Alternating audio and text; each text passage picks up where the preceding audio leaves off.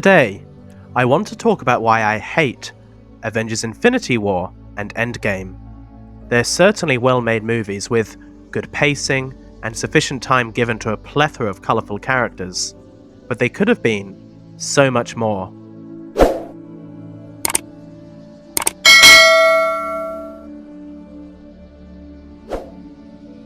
The graphic novel by Jim Starlin is one of the crowning achievements of the comic book industry.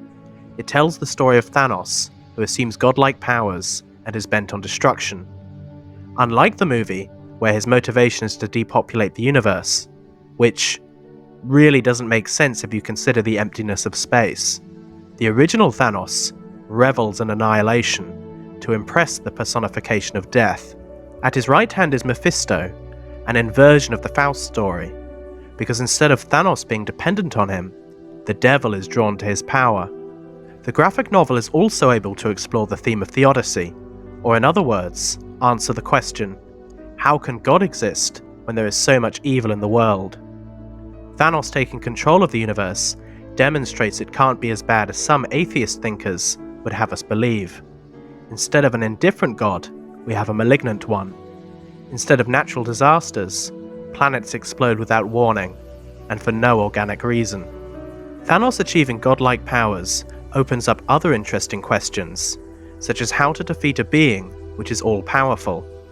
While the films essentially descend into a punch-up, Doctor Strange, Adam Warlock, and the Silver Surfer opt to attack him psychologically. They appeal to his vanity by challenging him to assert his power in self-harming ways. They prey on his paranoia with distractions. Mephisto lulls him into a false sense of security in order to take the power for himself. Another problem I have with the movie, besides it being an oversimplified version of the comic book, is its style. While George Perez and Ron Lim, who penciled the comics, beautifully depict Thanos and his entourage, Mephisto, Lady Death, and a woman he keeps to torture, the films show us an entourage of grey aliens. It seems as if they were afraid of challenging both the minds and the eyes of their audience. The films are essentially safe, with a build-up to a battle, losing that battle, and then finding ways to learn from their experiences. It is the trope that weighs down more than half of Marvel movies. The graphic novel is experimental, expressive, and takes you on a journey you would never expect, but a more memorable one. I can understand why Marvel Studios made some big changes. For starters, the films cost almost $1 billion to make, and that number would have been a lot higher had they kept to the scope of its source material.